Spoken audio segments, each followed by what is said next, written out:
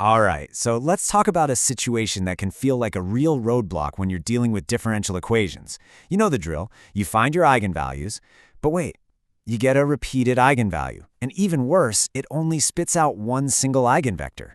But you need two solutions, right? So what do? What's the backup plan? Well, that's exactly what we're going to dive into today. Yeah, really.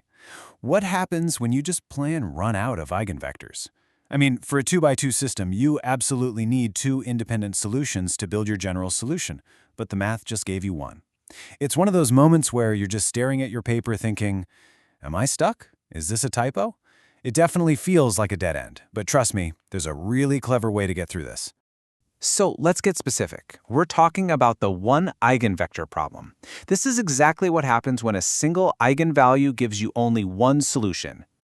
Okay, so here's what we've got. We have one solution, right? We can call it x1 of t, and it's the one we always find. Just take that eigenvector v and multiply it by e to the rt. That part's easy. We've got that in the bag. The problem is, to create a full general solution, we absolutely need a second one, and it can't just be any solution, it has to be linearly independent. So we're stuck trying to find this missing piece of the puzzle. Now, if you're getting a little bit of déjà vu here, you absolutely should be. Think back to when you were first learning about second-order ODEs. Remember what happened when the characteristic equation had a repeated root? What was that little trick we used? You got it? You took your first solution, e to the rt, and you just multiplied it by t to get the second one. Well, guess what? We're going to pull a very similar move here. It's just going to involve vectors this time. All right, and that brings us to the backup plan formula. This is where we introduce the hero of today's story, the generalized eigenvector. So here it is. This is what our missing second solution is going to look like. It's x2 of t, and it's equal to, in parentheses, v times t plus some new vector w, and that whole thing is multiplied by e to the rt. Now look closely. You can see that part that feels familiar, right? The v times t part? It's just like what we did before. But now we have this new character on the scene, this vector w. And finding that vector, well, that's the whole ballgame. Okay, so how on earth do we find this w vector? Well, we use this little formula right here. You take the matrix A minus Ri, the same one you used to find the eigenvector, but instead of multiplying it by v, you multiply it by w. And here's the kicker. You don't set it equal to 0, you set it equal to v, the eigenvector you already found. It's actually kind of neat how it ties everything together, right? It uses the matrix A, the eigenvalue r, and the eigenvector v to find our new piece, w. Okay, pay attention, because this is absolutely the critical difference. This is the spot where almost everyone messes up at first. Let's look at them side by side. On the left, you've got your standard eigenvector equation. A minus Ri times v equals the 0 vector. You've done that a million times. But now, for our generalized eigenvector, on the right, it's A minus Ri times w equals v. See the difference? The right side isn't 0 anymore. It's the actual eigenvector you just calculated. Seriously, if you take one thing away, let it be this. Do not set it equal to 0. All right, theory is great, but I think we've had enough of that for a second. The best way to really get this is to just do one. Let's walk through it together. We're going to find a generalized mdvi vector step by step with a real example. And look, it's a pretty straightforward three-step process. No need to overcomplicate it. 1, we find that repeated eigenvalue. 2, we find the single eigenvector that goes with it. And finally, step 3, we use those first two pieces to solve for our generalized eigenvector w. That's it, let's do it. Okay, here's our example system. We've got x prime equals the matrix 1 minus 1, 1, 3 times x.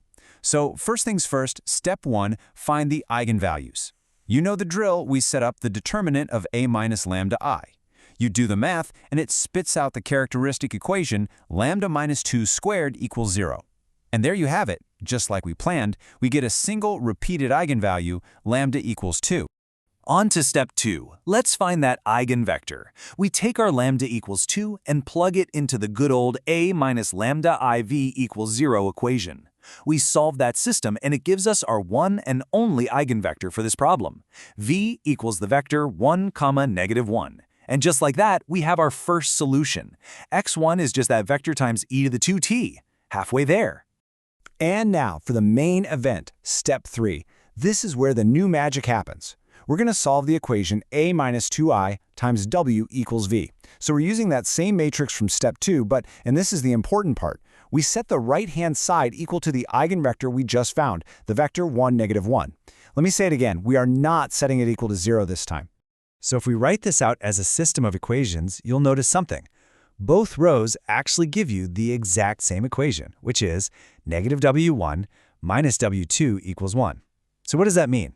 It means we have a free variable, and we get to pick a value.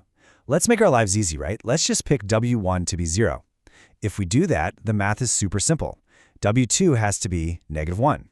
And boom, we've got it. Our generalized eigenvector w is the vector 0, -1. Awesome. That's really all the heavy lifting right there. We have everything we need. We've got our eigenvalue, r equals 2. We have our eigenvector v, and now we have our generalized eigenvector w.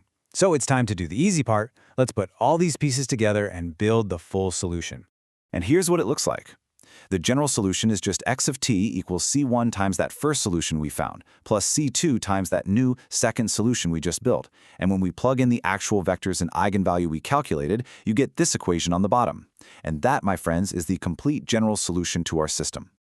Okay, so we crunched the numbers, we got the answer. But what does it actually mean? What does a solution like this even look like visually?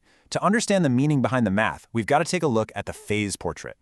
Whenever you get the situation, a repeated eigenvalue with just one eigenvector, the picture it creates is called an improper node. Sometimes you'll hear it called a defective node, which sounds kind of intense, doesn't it?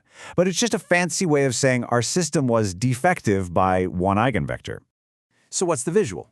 Well, imagine a bunch of different starting points. The solution curves, or trajectories, will start out heading in different directions. But as time goes on, they all start to curve and bend until they're all moving parallel to that one single eigenvector we found.